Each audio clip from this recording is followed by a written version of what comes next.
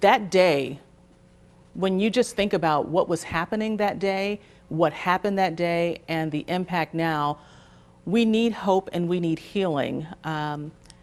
Let's talk about you personally. When you first heard about it, where were you and how hopeful are you and how is your healing? So when I heard about that tragic incident, I lean upon my faith always, particularly when it comes to the loss of 10 innocent lives. And of course, it also reminded me of the need to have gun reform, to have reasonable legislation passed, to basically put some restrictions on guns, and particularly guns that are involved in mass shootings. We had a gun buyback just last week, and I'm happy to report that the wonderful individuals, employees of the Office of the Attorney General, we were able to take 3,000 guns off of our street, off of the streets of New York State, including a number of ghost guns and assault weapons. And I thought about our efforts, and I just thought about the fact that our Congress has been paralyzed and unfortunately has not responded to the tragedy of mass shootings. And I also thought about these innocent individuals, some who went into the supermarket to buy birthday cakes, some who went into the supermarket to buy lunch for their loved ones, someone who went into the supermarket because it was a weekly routine and they faced and met their maker. And so as an elected official, we've got to do all that we can to provide hope and inspiration. But more than that, we've got to use the powers of our respective offices to effect change and to pass reasonable and responsible gun laws so that we can keep people safe. The number one cause of death for children is guns. Yeah, you're right.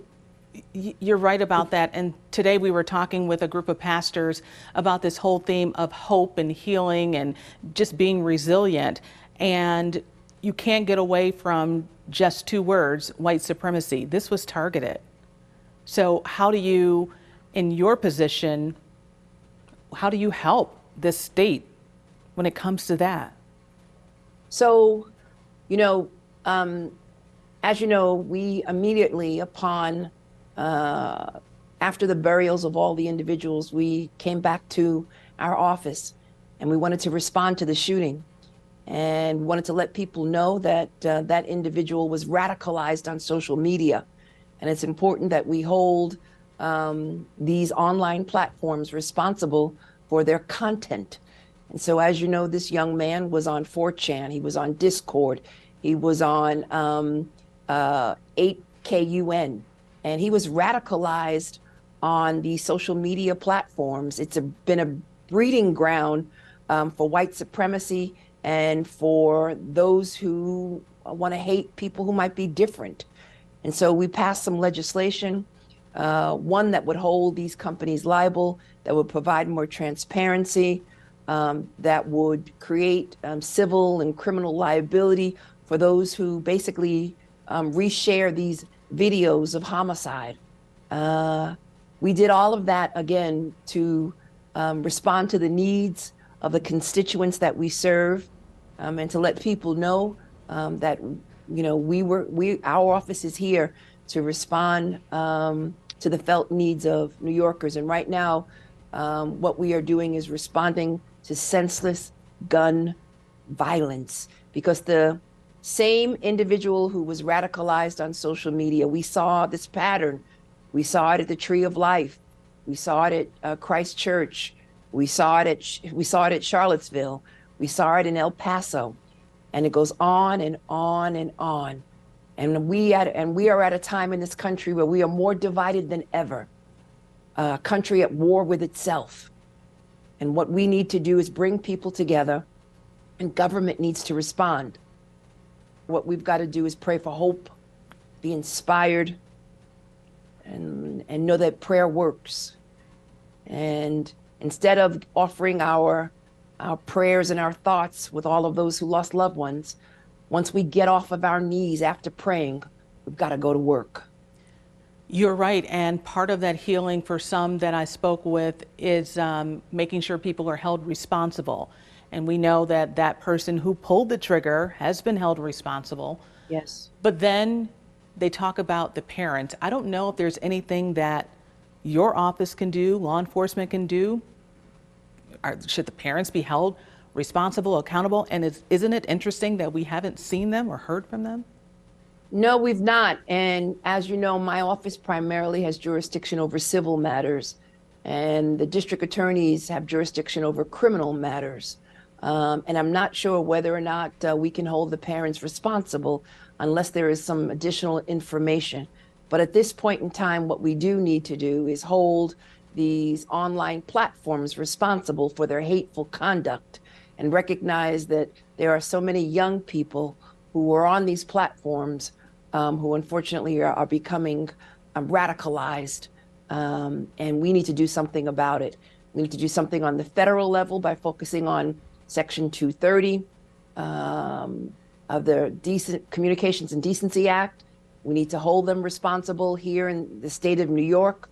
We need to do something about particularly assault weapons, AR-15s. We need to go after individuals who traffic in guns and who basically sell guns, illegal guns here in the state of New York. We have brought a lawsuit against individuals who traffic in ghost guns.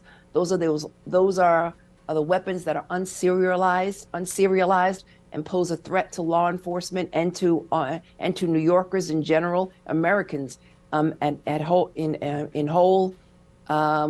We need to do more gun buybacks. We need to send a message out to everyone that we will not tolerate gun violence and that online platforms that radicalize and basically have these websites which traffic in hate, hate of African Americans, hate of Jews and Muslims and other religious minorities, that they will be held accountable one way or the other. And this is a bipartisan issue, and an issue that my colleagues on the other side of the aisle stand with me in support of. Final two questions. When it comes to this hope and healing, what's your message to the families, to Black people in Buffalo, to white people in Buffalo? What do you tell them? Because, you know, it was 1 year ago, but that pain is still there. That pain is still raw. And if you were targeted, you still feel it. Oh, of course. You know, you still feel the pain and you are still distraught. And there's no way that we could feel that pain. And they obviously can, and there's nothing that we can do to bring back their loved ones. But what we can do is do all that we can to prevent another mass shooting from happening in Buffalo or in any other part of New York or across our nation. And that's why it's critically important that we all come together and that we all recognize that there really is not much of a difference between myself and my white counterpart, that all of us must stand together, arm in arm, shoulder to shoulder, to prevent mass shootings from happening again, and to stand up against individuals who hate people because they're different, and let them know that in the state of New York, there is no room for hate at all. And that if in fact you engage in an act of hate, that you will be prosecuted to the fullest extent of the law. Final question. Can we expect to see more from your office when it comes to going after these social media groups and online sites that are spewing hate or allowing it to just continue so that people become radicalized, especially our young people? Yes, you will see, again, we've been focusing on greater restrictions on live streaming, increased transparency, the moderation of online platforms, again, focusing on content, focusing on algorithms, and again, imposing civil and criminal liabilities for those individuals who reshare, who share these posts and videos of homicides that occurred not only in Buffalo, but anywhere else in New York State and across this nation, they will be held responsible. Attorney General, thank you so much for joining us. Is there anything else you want to add? Let us all pray for peace. Let us all pray that we will all stand together. And then on the 14th, let us remember those 10 innocent souls and pray for their families. Thank you so much for joining us. We appreciate it. Thank you.